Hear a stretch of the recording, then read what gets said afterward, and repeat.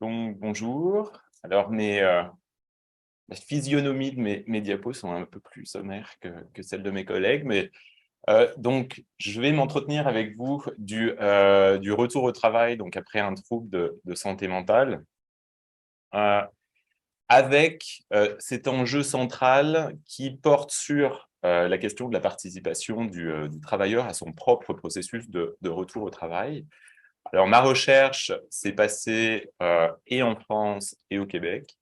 Donc, je vais vous détailler un petit peu plus en quoi elle consistait. Sur le sommaire de ma présentation, je vais vous présenter donc, ma recherche dans un premier temps. Ensuite, je vous parlerai brièvement de ma méthodologie de recherche. Et ensuite, je vous présenterai une partie de mes résultats de recherche, compte tenu du temps qui est imparti, en l'articulant autour un peu de la thématique des discussions qui ont lieu aujourd'hui dans ce petit panel. Et donc, j'ai essayé de réfléchir par rapport à mes résultats de recherche, comment je pouvais les articuler autour d'une comparaison des pratiques entre le milieu syndiqué et le milieu non syndiqué. Alors, je n'en ferai pas une généralité, parce que vous allez voir que mon panel d'entrevues est plutôt restreint, mais en tout cas, je vais essayer de me plier à l'exercice. Alors, alors cette présentation se situe dans le cadre d'une recherche doctorale, et ma recherche doctorale s'intéresse à une comparaison entre le droit français et le droit québécois, et de savoir comment ces droits organisent et participent à l'insertion professionnelle et au maintien dans l'emploi des personnes qui ont un trouble en santé mentale. Donc, en d'autres termes, je m'intéresse à ce que le droit prévoit dans ces deux domaines d'action et quelle place, et surtout quelle place il prend à côté d'autres acteurs. Car le droit, généralement, dans ce domaine spécifiquement, on est plutôt sur des lois cadres qui renvoient l'opérationnalité du retour au travail à un certain nombre d'acteurs désignés, généralement dans la loi. Et il est intéressant de voir comment navigue le droit à travers la vision qu'ont ces acteurs. Alors, ma recherche donc, a ainsi vocation à s'intéresser à la situation, alors d'une part, des personnes ayant un trouble sévère de santé mentale par rapport donc, à leur accès à l'emploi. Et la deuxième situation, c'est celle des travailleurs qui s'absentent de leur poste de travail en raison d'un trouble de santé mentale. Alors, la partie que je vais vous présenter aujourd'hui sera plutôt sur la deuxième situation. Le trouble de santé mentale, de manière comme il est abordé dans ma recherche, a une acception large.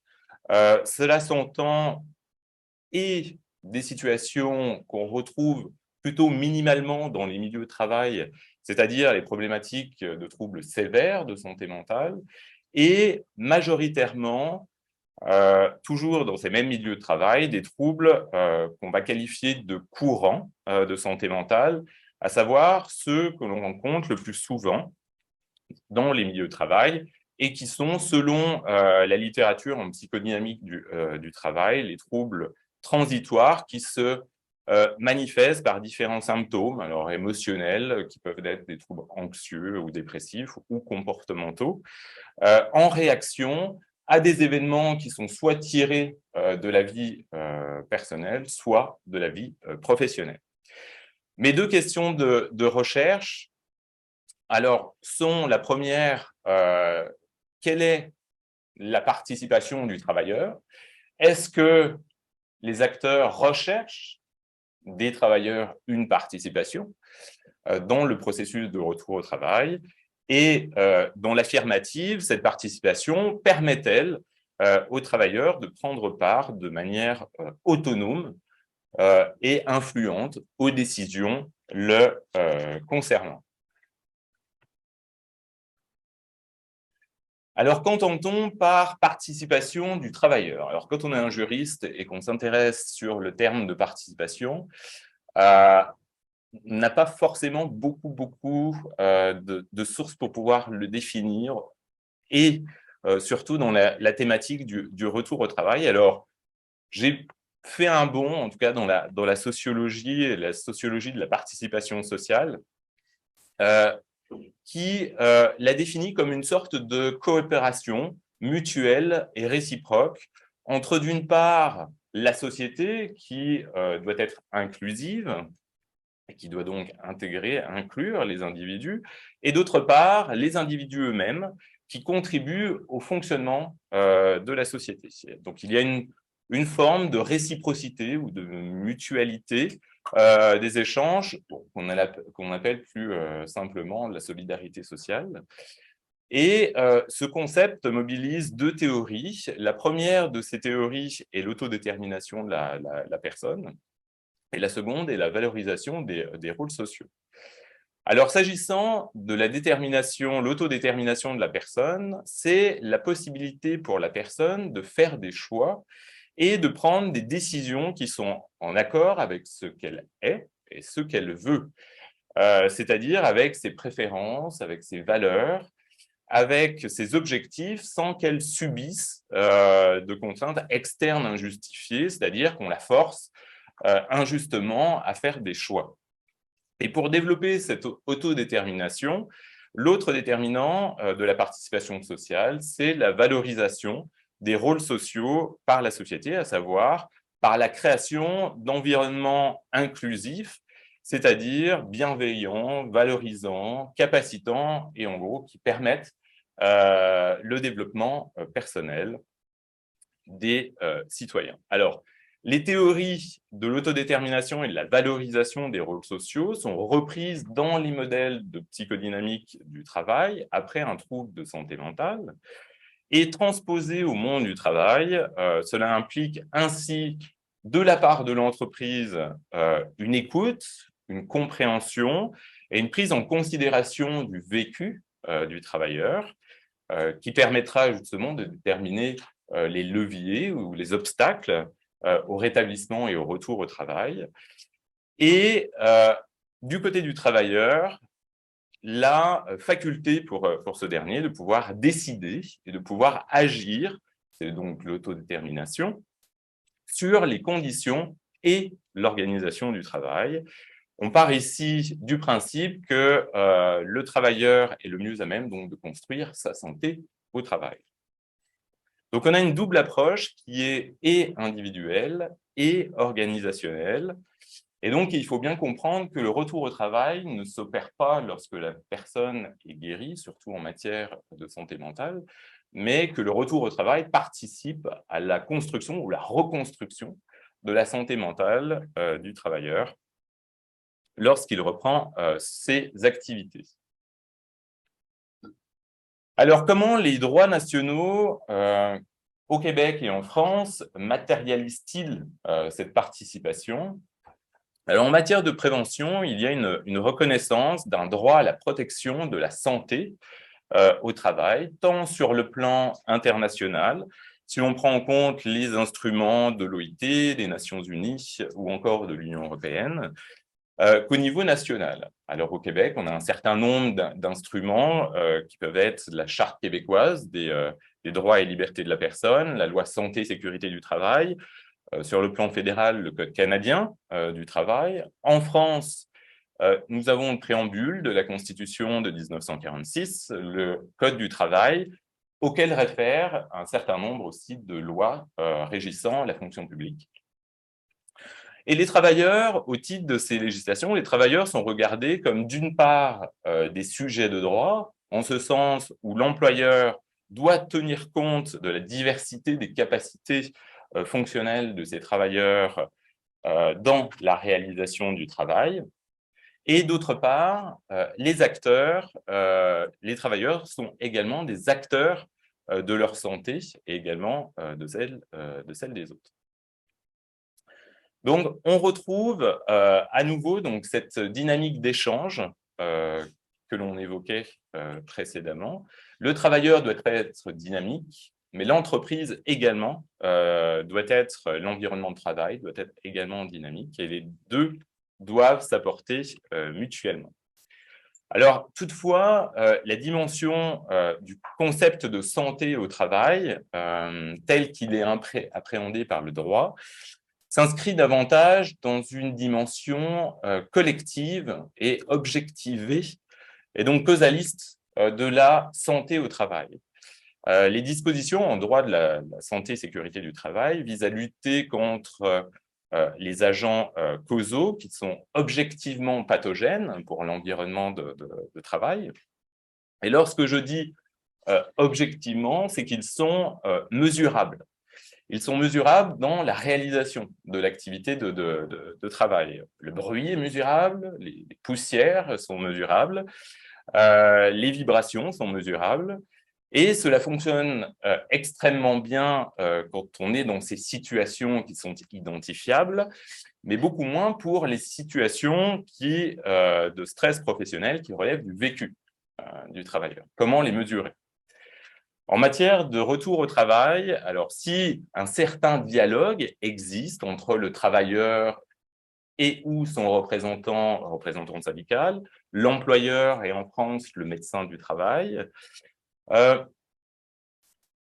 se pose la question d'un véritable dialogue sur cette expérience subjective du travailleur et sur son vécu du travail et de sa santé au travail. Et c'est là où on s'aperçoit que cette partie de la discussion est laissée par le droit à la main des acteurs clés du retour au travail. Et le droit, finalement, est assez muet sur la qualité du dialogue qu'il va y avoir entre le travailleur et ses acteurs. Et c'est finalement à la responsabilité des acteurs désignés de l'interroger et de le prendre en considération.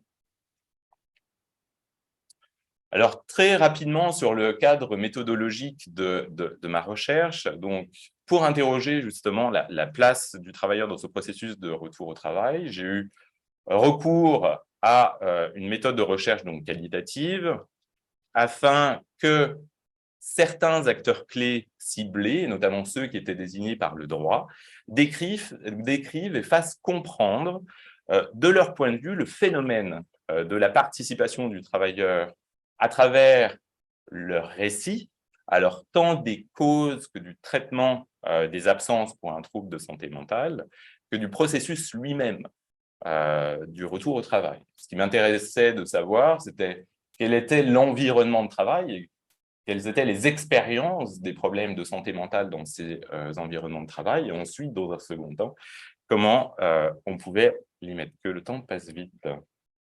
Alors, ma question, c'était, la participation du travailleur varie-t-elle selon qu'il travaille ou non en milieu syndiqué? Alors, je vous ai fait des petits bonhommes qui rigolent ou qui rigolent moins. Alors, pour faire synthétique, sur le milieu de travail, l'aspect positif est effectivement le rôle d'assistance et de représentation du syndicat, qui est effectivement en support du travailleur dans sa discussion avec l'employeur. Alors, les aspects un petit peu moins positifs sont que le syndicat, dans son rôle, alors là, essentiellement envisagé au Québec, est de trouver une sorte d'équilibre entre la problématique individuelle et les intérêts collectifs de l'unité de négociation. Donc, c'est vrai que parfois, trouver une solution qui soit équilibrée entre les deux intérêts peut poser difficulté. L'employeur, même si le syndicat intervient, l'employeur détient toujours de toute façon le mot de la fin. L'approche également biomédicale, souvent on procède à partir des préconisations ou des prescriptions faites par le médecin prescripteur, et ensuite on essaye de réfléchir comment le milieu de travail peut s'adapter à ces prescriptions médicales. Et c'est vrai que la question de la santé au travail est parfois éludée à travers une approche qui veut se tourner uniquement sur l'approche biomédicale. Et là, finalement, on se pose la question de quid de l'intervention directe du travailleur, puisque si dès le départ, le discours est déjà biaisé, puisqu'on se focalise sur l'aspect médical, on ne va plus laisser beaucoup de marge, finalement, de discussion à l'intention du travailleur.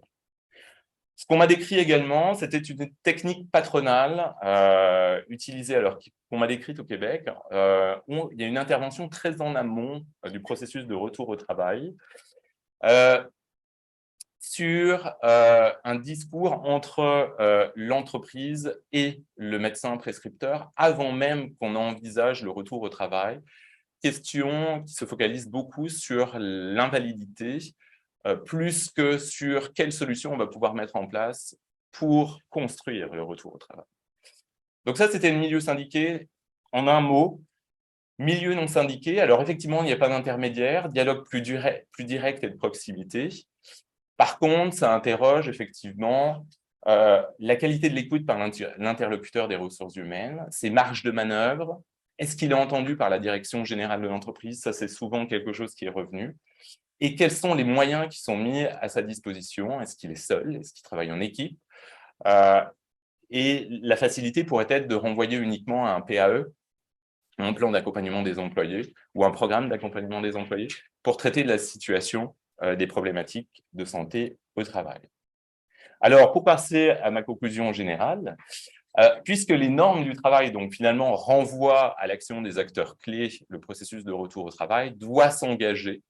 Alors, que ça soit dans un milieu syndiqué ou non syndiqué, parce que je ne voulais pas dire un milieu est mieux que l'autre, mais en tout cas, ce qu'il faut mobiliser, c'est effectivement l'écoute du travailleur et être dans une approche du retour au travail tournée vers la santé au travail plus que dans l'approche biomédicale.